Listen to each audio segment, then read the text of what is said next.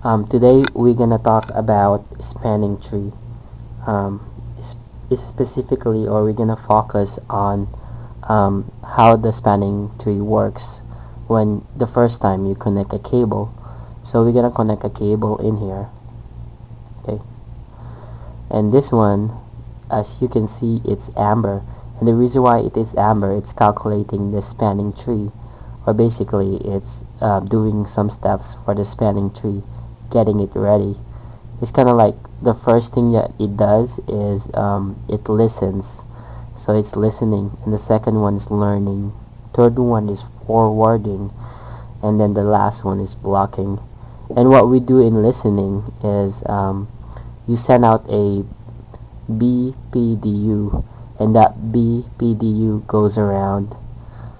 It's kind of like when you're at war, you send a scout to scout out the enemy. So basically, that BPDU is the scout.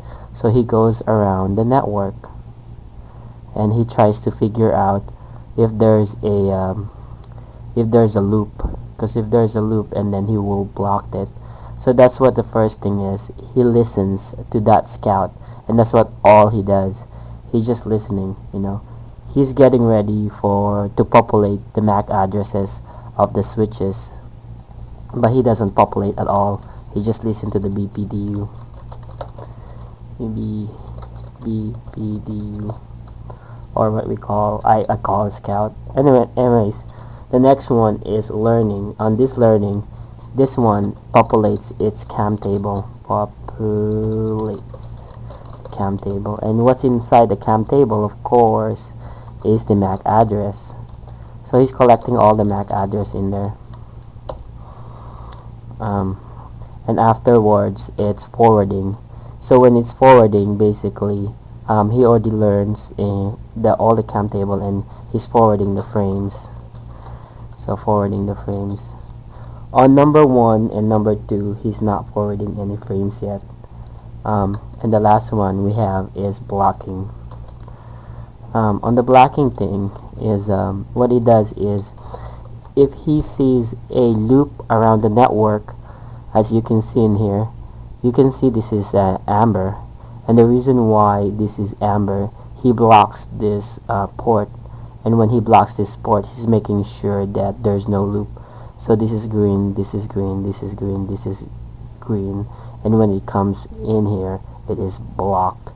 And that's what he does to stop the loop on the network, or to stop the broadcast storm. On the blocking side too, that's basically what he does. He prevents the loop. And after blocking, also, on listening one, it takes about 15 seconds for listening to take, and that's the reason why it takes long for that port to become green, because it start listening, and there's another time for learning that we need to add another 15 seconds. And basically, he listens for 15 seconds, and he learns. He's learning in 15 seconds. On the blocking, it actually a lot more. It takes about 20 seconds for blocking.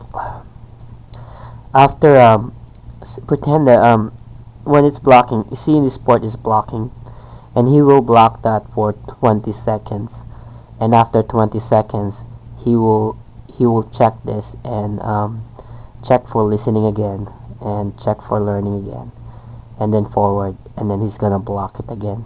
So this in case this one get destroyed, or get disconnected, or something happened to it when it get deleted like that, or that highway got crashed, or it got demolitioned, what happened is, this one, you see this is amber, he's gonna start blocking it, and he's gonna check after 20 seconds. After 20 seconds up, he's gonna go to listen to that thing. Right now, see, it's taking so long, and it's still amber, but we already disconnected that thing. So basically, there's 15 seconds of listening, and then 15 seconds of learning, and then forwarding frames. and then blocking in 20 seconds again. So if you can see this one, it just turned green. Basically, it sent out a BPD or scout looking like, oh look, oh it's actually like it's actually there's no loop in there. So he's like, I listened to this one and this seems like to be okay. Now I'm populating my MAC address table, and that's basically what he does in learning is populating the MAC address table, and then he start forwarding frames, and then the blocking thing, he looks for something to block if there's a redundancy. So that's what basically it does. Excuse me.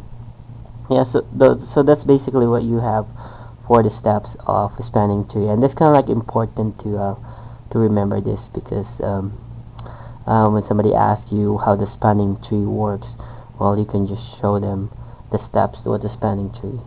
Um, in my other video, I talked about root bridge and designated board and root board. You might want to see that too. It's part of the spanning tree also. But that's about it about the steps of spanning tree when you plug into the port. Okay,